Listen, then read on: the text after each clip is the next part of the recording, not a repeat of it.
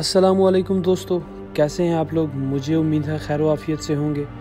اللہ تعالی ہم سب کی عزتوں کو محفوظ رکھے۔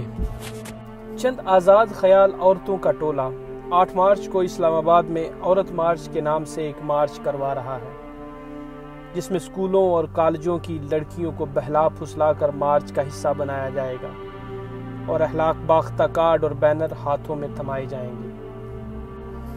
اس مارچ کا ایک نہایت گھٹیا نعرہ ہے، میرا جسم میری مرضی۔ پیارے دوستو، یہ الفاظ سننے میں بھی غیر اخلاقی اور غیر فطری لگتے ہیں۔ ایک ذی شعور انسان اس نعرے کا مطلب بخوبی سمجھتا ہے۔ یہ مارچ، یہ نعرہ ملک پاکستان میں بسنے والے مسلمانوں کے لیے کسی طرح بھی قابل قبول نہیں ہے، لیکن کچھ بکاؤ اینکر و صحافی، لنڈے کے اسکالر، اوباش سماجی کارکن اور ناچنے والیاں اس مارچ کو صحیح ثابت کرنے میں ان فاحشہ عورتوں کا ساتھ دے رہے ہیں۔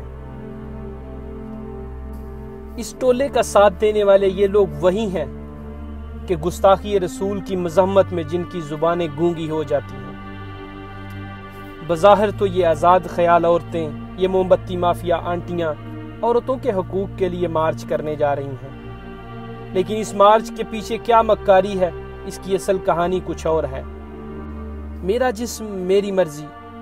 پیارے دوستو، اس کا سیدھا مطلب ہے پاکستان میں جنسی آزادی، ملک پاکستان میں نکاح کو کالعدم کروانا اور زنا و فحاشی کو عام کرنا ہے، اور ہمارے خاندانی نظام کو مکمل طور پر تباہ کرنا ہے۔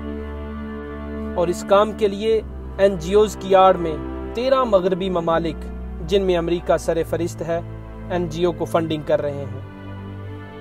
میں خلیل الرحمن اور ماروی سرمد کے درمیان چند دن پہلے ہونے والی بحث کا ذکر کرنا ضروری سمجھوں گا۔ شو میں ماروی سرمد کی واہیات گفتگو کے بعد خلیل الرحمن صاحب نے بڑے سینسر شدہ طریقے سے گفتگو کی، اور جتنا بولے کم بولے۔ میرے خیال سے یہ کافی نہیں تھا۔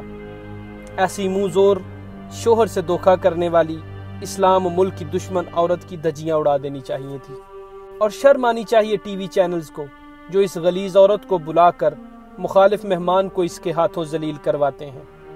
شرم آنی چاہیے بکاؤ لفافہ اینکر کو، جو اس کی گندے موقف کی تائید کر، اور شرم آنی چاہیے نام نہاد مذہبی اسکالروں کو، جو اس کے موقف کی اسلام سے تعویل کرتے ہیں۔ میری درخواست پاکستان کے تمام مسالک کے علماء اکرام سے ہے کہ اس شر کو سمجھتے ہوئے ہنگامی بنیادوں پر مسجدوں میں، جلسے جلوسوں میں سیرت فاطمہ و عائشہ رضی اللہ تعالیٰ عنہ پر خطبات دیں، اور ہماری بھٹکی ہوئی بہن بیٹیوں کو ان کی حقیقی عزت سے روشناس کروائیں۔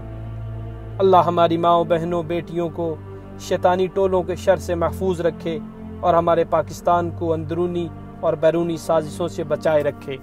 آمین یا رب العالمین۔